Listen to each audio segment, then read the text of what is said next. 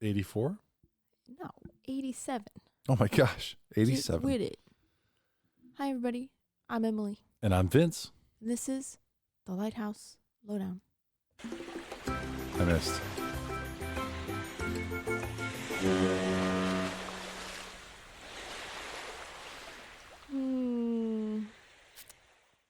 Just seen that I forgot to look up how to pronounce something.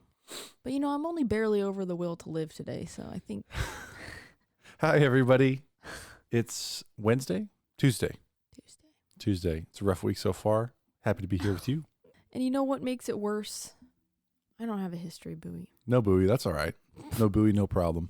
But we did get some more reviews as a result of our bid in our Chris Point episode.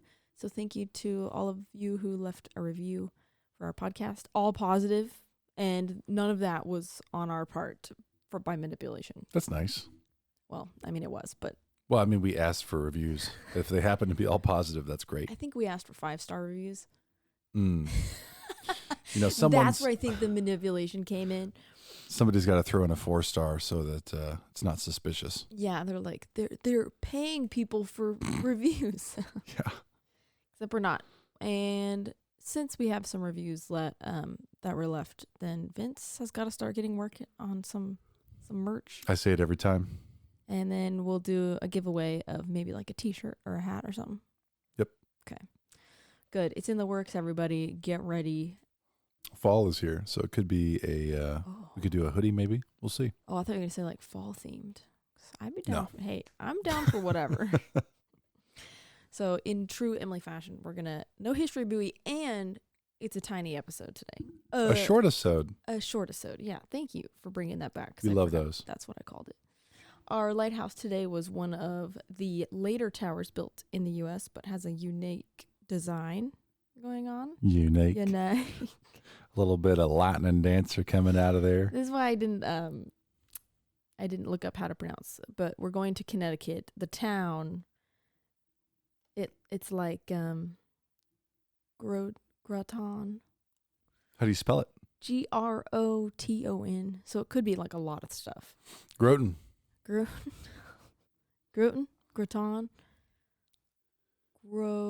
Should we look it up, you think? I don't know. Here, hold on. Hold, please. I can't change. Let's say Groton. Okay, yeah. I mean, I never have to say it again, so it's not that not that I'm messing it up. It's just that the world, that our listeners won't know the answer unless they look it up themselves. Anyway, is this our first Connecticut lighthouse? I can't remember. We have to pull up the map. I feel like genius. Why didn't I look at that? Wait. Yeah, for those of you who don't know, while we look at this, if you go to thelighthouselowdown.com, you're going to see a map under, is it resources? Episode map, of course, which shows a physical map. And then you can click on locations, zoom in, zoom out, and actually see what episode is recorded for that location. So. And the answer is that, yes, this is our first Connecticut lighthouse. Good job, everybody. Nice. Oh, I like it. Another map. So we got a map pulled up showing Connecticut. We're right across from Montauk Point Lighthouse. Mm-hmm. We know this area. Long Island. Over on the right? Yeah, just on inside the Connecticut line there. So Cape Cod. We're looking at Avery Point, where that little thing, the point is Avery Point. Very nice. Avery Point was named after an early settler, Captain James Avery, which the reason why I only just now realized why that's familiar to me is because all the jewelry I got in high school was from James Avery, the brand. His name was also James? It was just the brand name. And yes, Captain James Avery. Oh, must be the same person. I hope that was right, and that wasn't just like the subconscious part of my brain coming out and being like, Avery, it must be James. I don't know. I'm pretty sure that's right. But he had 73 acres, like this plot of land, and when he passed away, that was given to a wealthy industrialist, Morton Plant. Okay. And he died in 1918. So it wasn't until 1942 that the land was sold to the state of Connecticut, which gave it to the Coast Guard to use. And in the same year, they built the United States Coast Guard Training Center, which was there until 1967. So when they built this training center, they wanted a lighthouse to market, and also it was like on a point, and it's right at the mouth of the Thames River. I'm assuming it's the same as the one. It's the one in England. Yeah, Thames, and faces a tiny island called Pine Island, which you can see on our little map that we have pulled up. But also, the lighthouse was a symbol of the Coast Guard's light-keeping duties, which by that point were dwindling. Yeah. I mean, they had taken over in 1939, but so it wasn't that long after that they were like, oh, let's build a lighthouse to commemorate the fact that we are also lighthouse keepers. Did they use the lighthouse that they erected for training purposes, perhaps? Maybe. It doesn't say anything about that. There wasn't much on the life of the lighthouse while it was in the Coast Guard Training Center. Oh, okay. Yeah. But it was also kind of like a memorial for lightkeepers. And according to the Avery Point Lighthouse Society, it was also built, quote, to fulfill a contingency of the quitclaim deed, so for this land, for receiving the property from the state of Connecticut, and was the last lighthouse built in the state of Connecticut. So we have our last lighthouse and the first one that we cover, Connecticut. So nice little bookend there. Nice. So there was something in the deed that said that there had to be a lighthouse built. I don't know. Just interesting.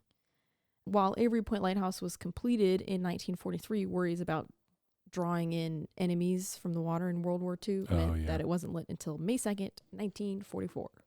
And so the tower actually had, I think because it was so late, it had an unusual light characteristic, which was a cluster of 8 200-watt bulbs. So like nothing crazy, like very low candle power. It's like a very symbolic lighthouse. Yeah, it's like it's more just for show than for like actual utility. The light list mentions that the number of bulbs vary depending on your angle of approach, which it's really points out that it's not that powerful if you can pick out light bulbs from each other, I think. It was originally fixed white and changed to a green flash every 4 seconds in 1960. How did they do that if there were individual bulbs? Probably electric current. In the 60s. They didn't have LEDs yet, so they didn't have color-changing lights. No, so I mean, but we had colored panels long before we had light bulbs. Oh, it was just green. It wasn't like changing. No, flashing green. Yeah. Never mind. I was like, wait. How did they do that? I see now what you were saying. Yeah. I thought you were saying like, in the 60s they had color-changing bulbs, which I'm not familiar with that. So. Yeah, no, none of that extra stuff. This looks militant, which I guess kind of makes sense. Yeah. So Coast Guard. Avery Point is 41 feet tall. And it's an octagonal tower made of concrete bricks, same diameter from top to bottom until we hit the lantern room, which of course is a little smaller. And this lantern room is also octagonal, decorative, and made from wood. That's unique. Yeah, the lantern gallery was made from concrete and lined with 32 Italian marble balusters. Baluster? How do you the balusters. What is it? Ballast? Like a baluster? Balusters. Okay. Now you got me all tripped up. You know there's the word banister. Yeah. It's attached to that. Those are the long ones that go from top to bottom. I want to look this up. Like the black behind you. Yeah. On the rods. Staircase. Yeah, staircase rods. Balusters. Balusters. Wait. No. Yes. Okay. Yeah. Those are they're still, if you like, Home Depot has those. Yep. Baluster. Well, that's what I just realized. Oh, hold on. Oh no. Balusters. BALUHSTRZ. Sorry, everyone. I am not on top of everything all the time. I didn't say it right either, did I? No, you did. Oh. Balusters. From the hip. So like banister. Huh? Like banister, which is the... So these balusters were imported from Italy in 1900. So they were like this nice little decorative addition, try and spice it up a little. Not much utility, but it's a looker. And that's what I have a picture pulled up of. This picture is from when it was starting to get a little more decrepit. But old So concrete blocks and stuff. I really slowed you down in the description of this lighthouse, but it's a recap. So it's octagonal tower, 88 feet. 41 feet. All right, we're both tired, and it's the same diameter from the bottom to the top rail, which is brick, and then it turns into marble. They said. It's for the concrete. balusters. It's all concrete. The balusters are marble. Man, it looks like brick. Yeah, they're concrete bricks, and then the lantern room itself is wood. Yeah, in wood. You said it's decorative, so does that mean it's well decorated or ornate or? Yeah, I mean, look at it. Like look at like arched windows. We got some bar stuff going on here. Octagonal cupola. We love it. Yeah, the cupola's always been metal though. Like I've never heard of a wood. I don't know if room. the cupola is wood. Well, okay, the lantern room. I've never heard of a wooden lantern room. Oh, Have I? maybe not. Yeah, I guess that's strange. So, pretty cool. This looks like a home project. Oh. No, I mean like with a lot of honor. I mean like you could have this. Say that? Like you could put this in your backyard. If you're rich. Yeah, rich. Like two riches. Anyways. That's crazy. I did read that it has 2 windows facing south and 1 window facing every other direction. Kind of fun. Suspect. It's just facing the water, a little extra protect.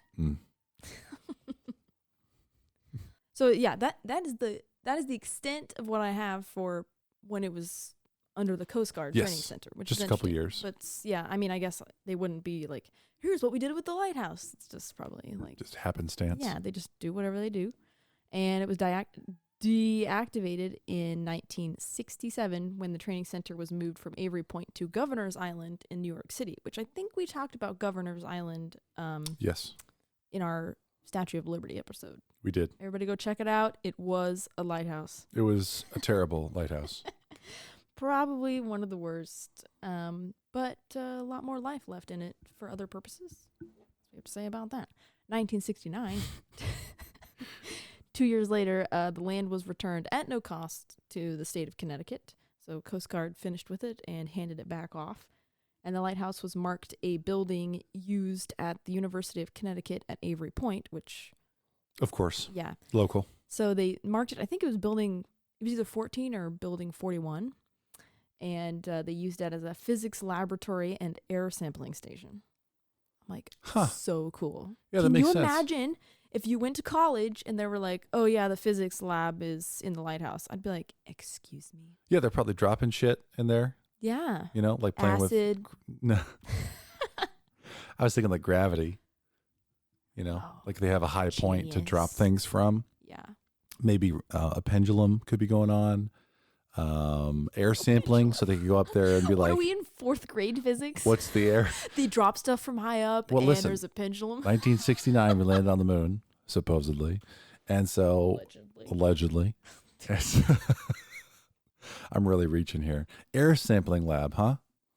Yeah. And this is a picture I pulled up is this woman is doing maintenance on their air sampling. But this is a more modern picture. This is after renovation and everything. So it looks pretty good.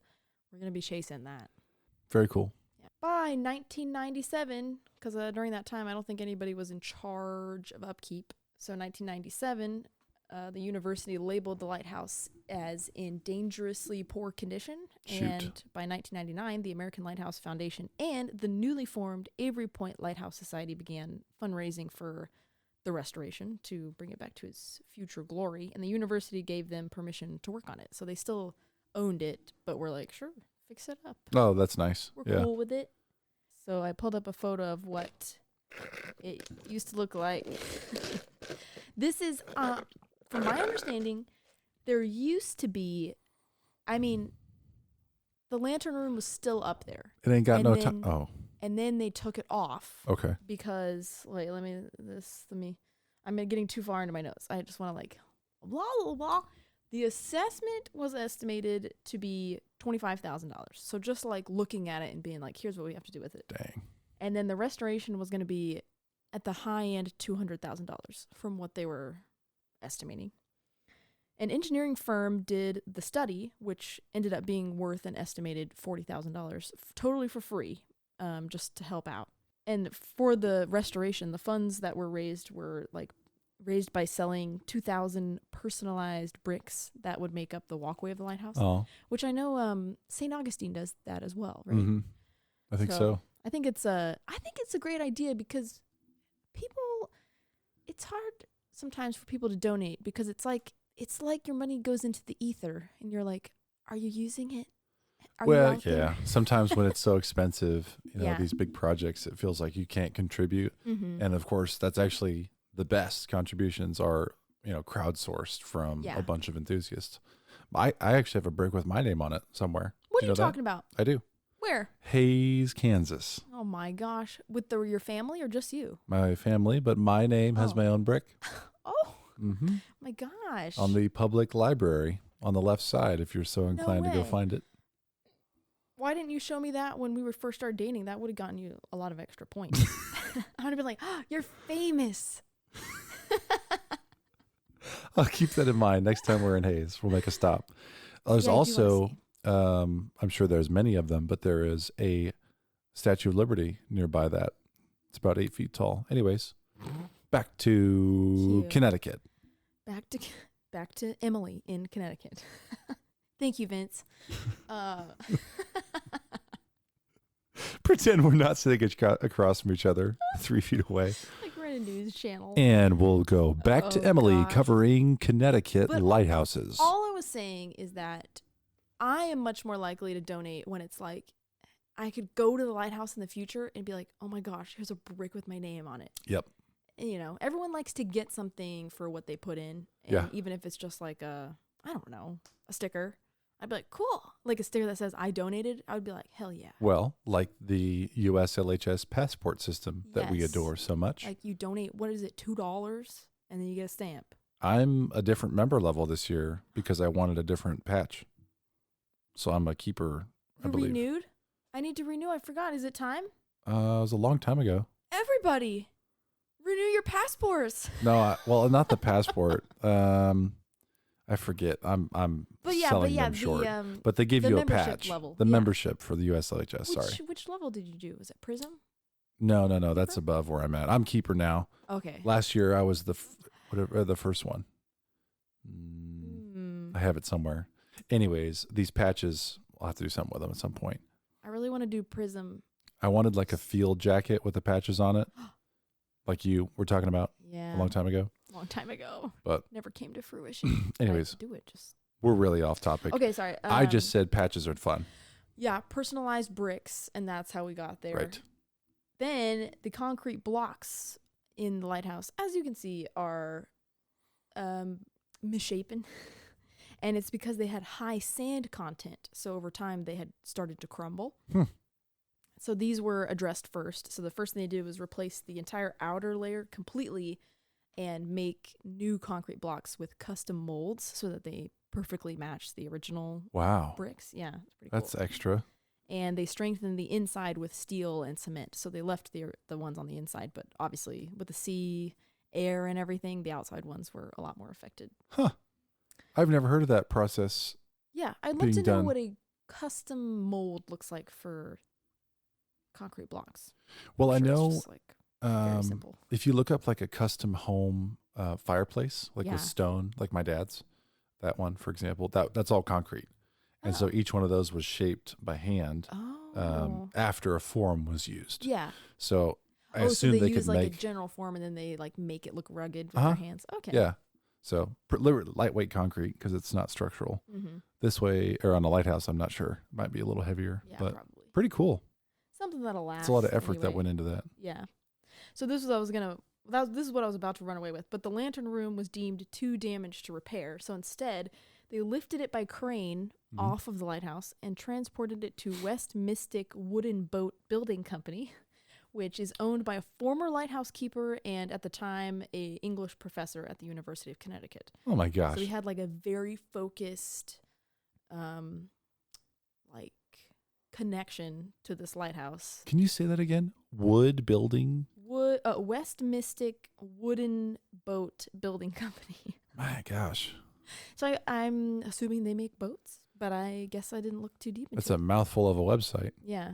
The WMWBBC. Yeah. Okay.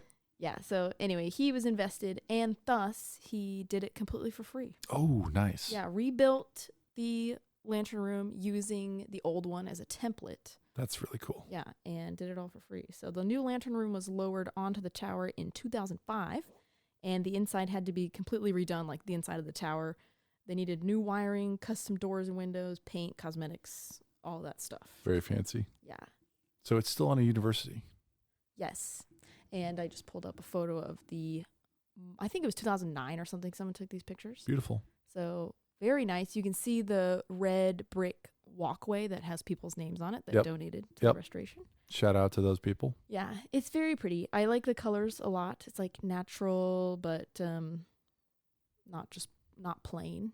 It's really nice. It honestly, it's been put into my head, but it really looks like a setting of a university. It does look like a university lighthouse. Yeah. It's like when old universities have towers built into the side. I get that same vibe. Yeah, so it's interesting that it wasn't built originally for a university, but it does have those. Well, and Emily and I both went to University of Kansas, which has a tower called the Campanile, whatever you want to call it.